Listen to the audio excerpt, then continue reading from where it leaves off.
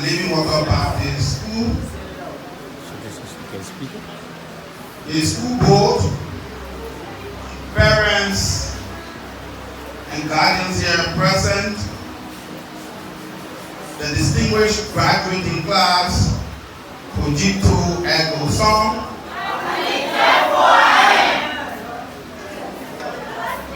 Members of the fourth estate here present, distinguished ladies and gentlemen.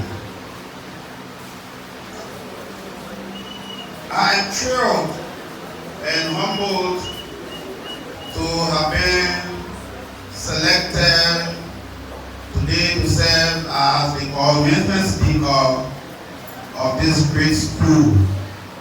I was telling the principal when I arrived that I have known the Living Water Baptist School since the mid-80s to the late-80s, when I used to be a teenager selling in Kowo market. So I remember Living Water School very much. When I enter here today, I'm actually impressed by the level of development I see. And I want to say thanks to the school, the church, for keeping the flame of the Living Water Ministries alive. I want to thank you very much. I'm very impressed with the development I see. I have chosen today to speak on the significance of high school education. Significance of high school education, which I consider the foundation of self-actualization. High school education, the foundation of self-actualization. And that will be drawing a close correlation with the school name, the class name, very beautiful name, Kowo Ego. Kowo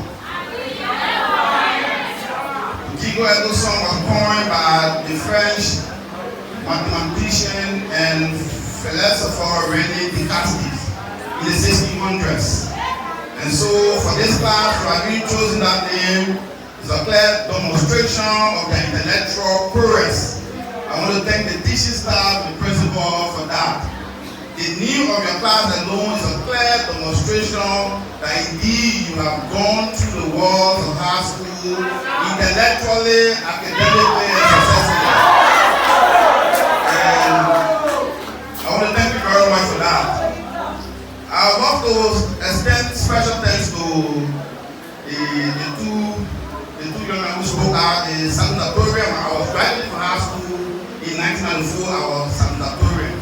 So when I saw Mr. Lawrence Tammy delivering the salutatorium address, I was very, very intrigued.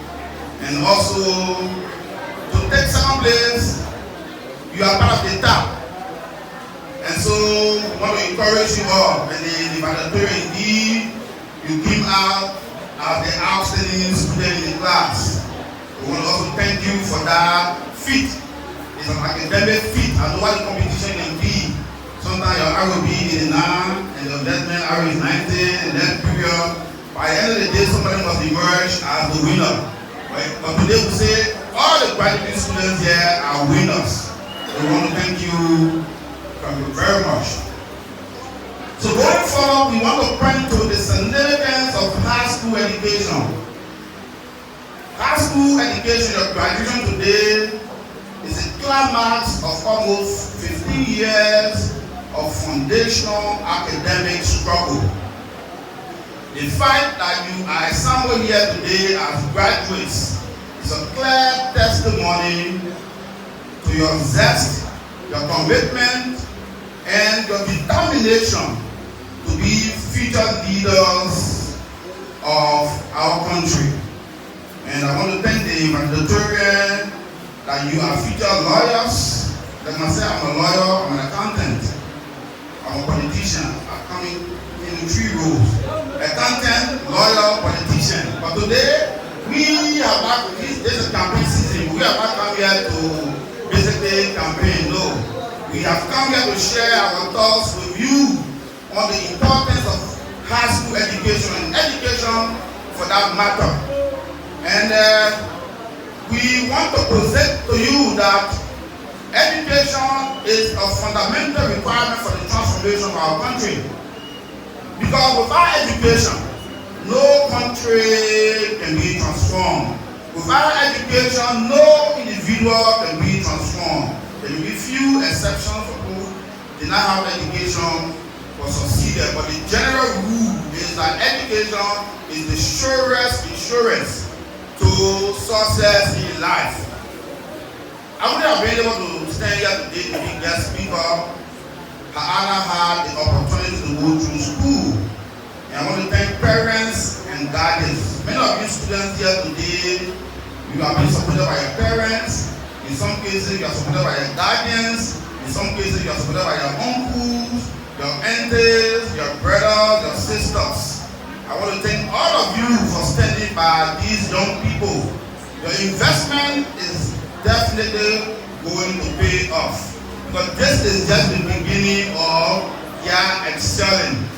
And I come from the background of a student leader, former student leader. I said, in many student capacity, I ended up as being the president of the Liberian National Students Union. I organized the first post-war Congress of the Liberian National Students Union after the Civil Crisis. And I know the importance of education and our student leaders. When we were at the campus of the university, I was then co-chairman for governmental affairs of the Vanguard Education Party, advocated for free education, advocated for social justice, we advocated for national development. Those were our advocacy. And today, we are pleased to say we think our country is on the path to prosperity because we have sustained peace for the last almost 18 years. Liberia has enjoyed sustained peace.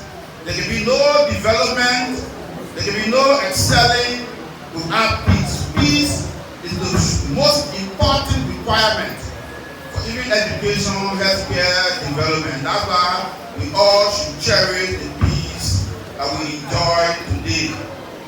And the peace we enjoy today is as a result of our consolidation, our work to ensure that our country no longer go back to the dark days of civil upheaval. Whenever we have political differences, those differences should be resolved at the ballot box. It is happening on October 10th. On October 10th, you have the power to make the decision as to who leads the country come 2024. We want to appeal to all the political actors and stakeholders to make sure that we protect the peace of our country. For some of us who grew up in this country, who were teenagers when the war broke out, we only survived by the mercy of God. So no political actor, nobody should encourage this country going back to the dark days of instability. We should all consolidate our peace and we should all keep it stable. And that's why we are happy. Since for us as a government took over, there have been nobody arrested in Liberia as a political prisoner. I want to thank the government for that. There have been nobody arrested, put in jail for criticizing the president, criticizing the government. And that is the consolidation of our democracy. And we are also happy and we are pleased to report that we have prioritized education.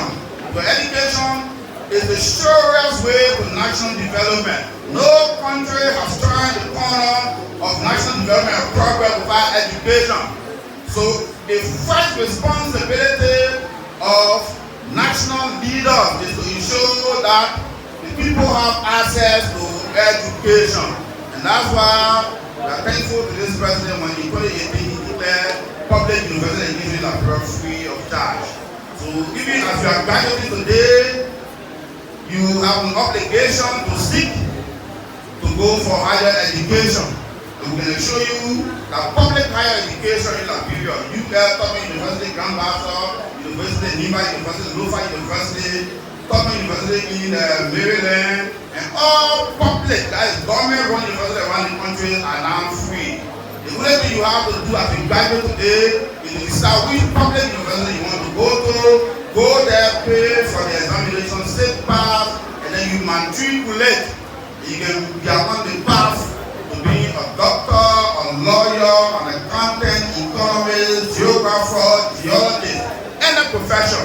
And that's how you want to repay your parents, your guardians, your brothers, your aunties, your uncles who saw you through these foundational years of academic struggle. This year will be laid to waste if you become complacent and decide to think that you have achieved so much and do not go ahead to pursue higher education. We want to entreat you and encourage you that you should go forth and seek higher education, because with higher education you will be in the position to be Minister of Finance, to be Deputy Minister of Finance, to be Controller and Accountant General, and to serve in any position of leadership and responsibility in our country. And we want to urge you to be focused, be principle-minded. Let the verse say, be focused, make your own decisions, learn to know the difference between right and wrong. So for us, we think education is a serious path, and people talk about WAS and all that. The reason why this government declared WAS free, before WAS was free, 20,000 students were sitting WAS every day, every year.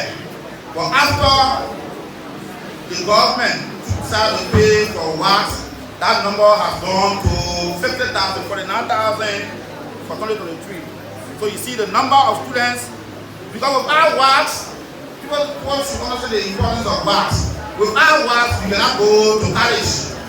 That is the significance of WAS. And what I say here today, the payment for WAS is not for government employees, no. Because government employees can afford to pay for their children. But government employees are not the only citizens of the country. So some people say, oh, they pay our children WAS. No, but it's not for you that can afford. You are just an indirect beneficiary. The real beneficiary of WAS are the almost 5 million Liberians who do not work for the government. The government does not exist to pay government employees alone. No, that is not the function of the government. The function of the government is to provide education, healthcare, infrastructure, road. The essence of government is not to pay people working in government 10,000, 15,000, 20,000, and that's why we are not apologetic that the government is spending resources on the people rather than people who work in government. The working government get paid to pay the child school fee, but those who cannot afford, those who don't work in government, who don't have employment, they are the target of all of the free education at the level of the university, free WAS.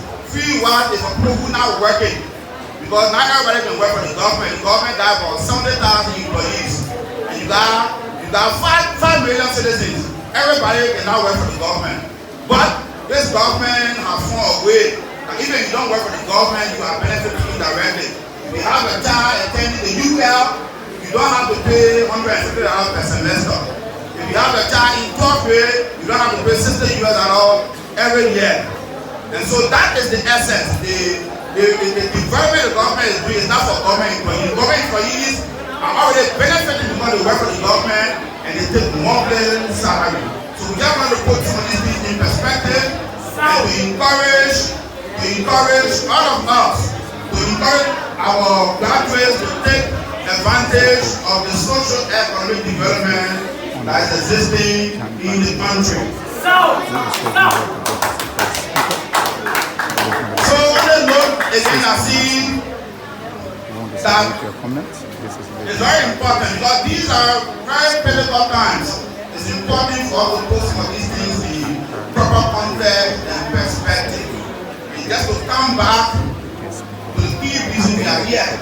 We want to encourage our graduating class for Tito Ergo Song.